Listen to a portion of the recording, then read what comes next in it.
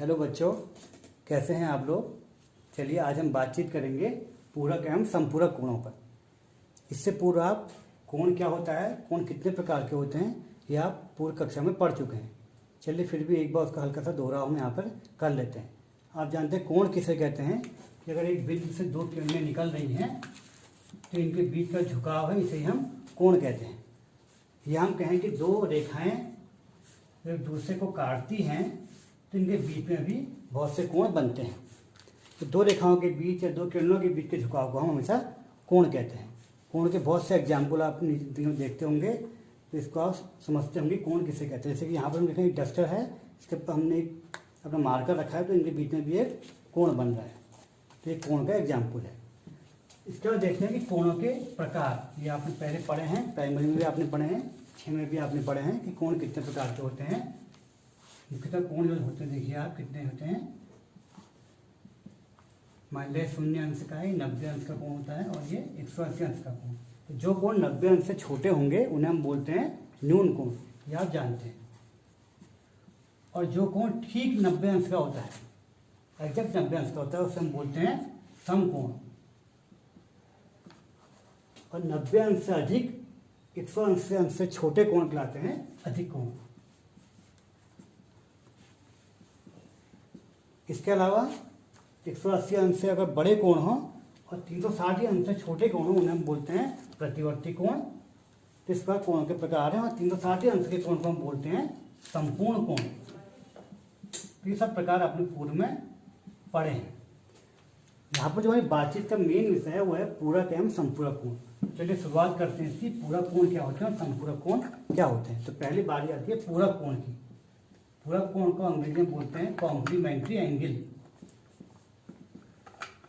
जब भी हम पूरक कोण और संपूरक कोण की बात करेंगे तो ये कोण हमेशा एक जोड़े में होंगे, अकेले इनका कोई अस्तित्व नहीं होगा। जैसे कि पूरक कोण वे दो कोण होते हैं जब दो कोणों का योग मिलके 90 अंश हो जाए। जब दो कोणों का योग मिला के 90 अंश होगा तो उसे हम बोलेंगे कि ये कोण पूरक कोण है। जैसे कि एक कोण अगर 60 अंश का है और दूसरा कोण अगर हमारा 30 अंश का है, तो आप देखिए 60 और 30 मिला के 90, तो ये दो कोण आपस में एक दूसरे के पूरक हैं। 60 30 का पूरक है और 30 अंश 60 अंश का पूरक है। इसी प्रकार अगर देखें हम 70 अंश का पूरक कोण क्या होगा, 20 अंश होगा। अगर 89 अंश का पूरा कोण है, इसका पूरा कोण क्या होगा, 1 अंश होगा। तो हमेशा इनको जोड़ के 90 आना चाहिए। इसमें 2-3 बातें और आपको ध्यान रखनी है। एक बात आपकी इस प्रकार की है कि जैसे एक हम हमारा टेबल बना रहे हैं यहाँ पे, ये आपको बाद में होमवर्क भी करना पड़ेगा।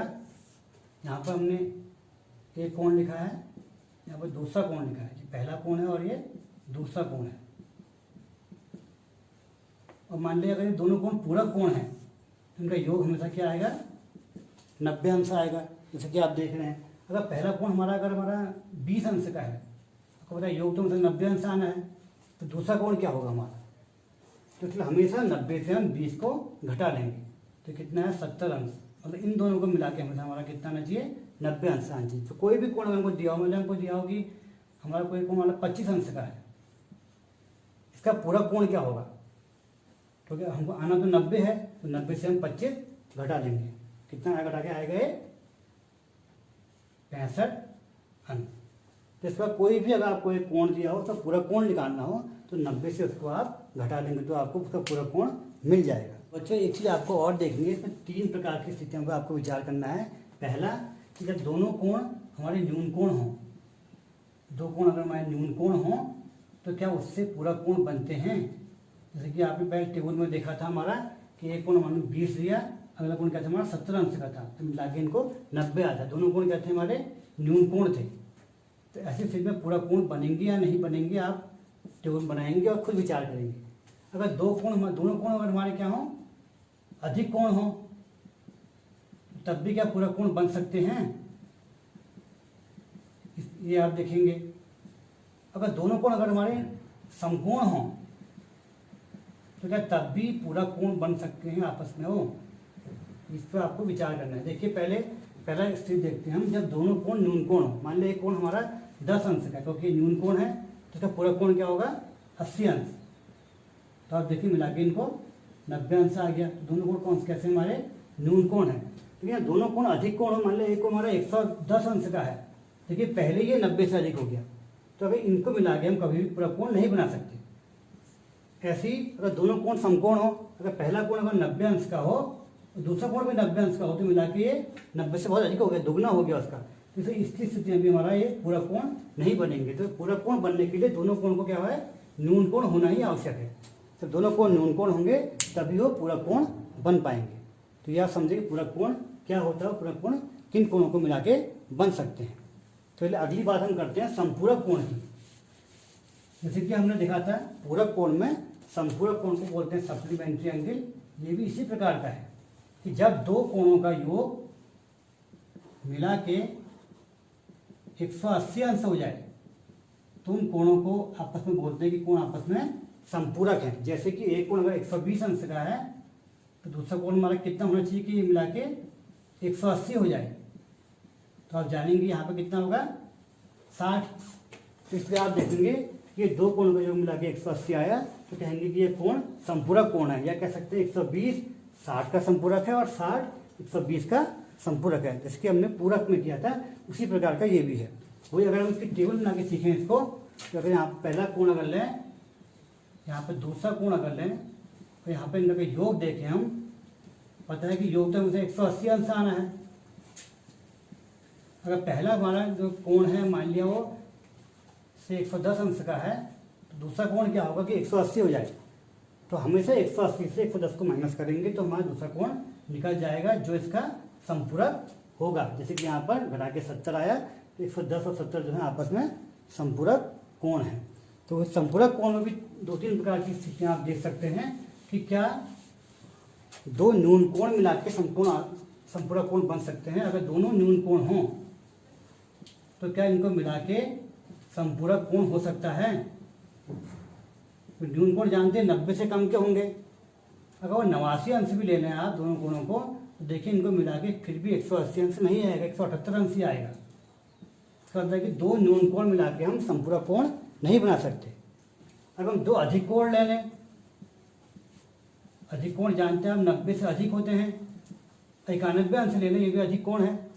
अगला कोण 91 ले लें आप, तो देखिए इनको मिला के भी ये 180 से अधिक आ गया, 182 अंश आ गया। इसका मतलब दो अधिक कोण भी मिला के कभी भी संपूरक कोण नहीं बना सकते। अगर हम दो न्यून कोण ले लें, वो ले चुके हम दो अगर समकोण ले लें, समकोण 90 अंश का होता है, 90 और 90 मिला के 180 अंश आ गया। तो हम दो समकोण मिला के संपूरक कोण बना सकते हैं। इसी प्रकार अगर हम एक अधिक कोण लें और एक लें न्यून कोण, तो तब क्या इससे मिलकर संपूरक कोण बनता है, इसकी चेक कर सकते हैं। अधिक कोण मान लिया 120 अंश, न्यून कोण मान लिया 60 अंश, इनको मिला के 180 अंश आ गया। तो कह सकते हैं कि संपूरक कोण बनाने के लिए या तो दोनों कोण समकोण होने चाहिए, या उनमें से एक कोण अधिक कोण और एक कोण न्यून कोण होना चाहिए। तो इस प्रकार से आप संपूरक और कोटिपूरक कोण के बारे में जान गए कि बहुत सिंपल है कि पूरक कोण कब होंगे, जब दोनों कोणों को मिला के 90 अंश आएगा, और संपूरक कोण तब जब दोनों कोणों को मिला के 180 अंश आएगा। तो इस प्रकार से आप संपूरक और कोटिपूरक कोणों को जान सकते हैं। तो इसी आधार पर आप होमवर्क में आप यहाँ पर कुछ कोण लिख रहा हूँ, इनके आप पूरक कोण बताएंगे क्या होंगे।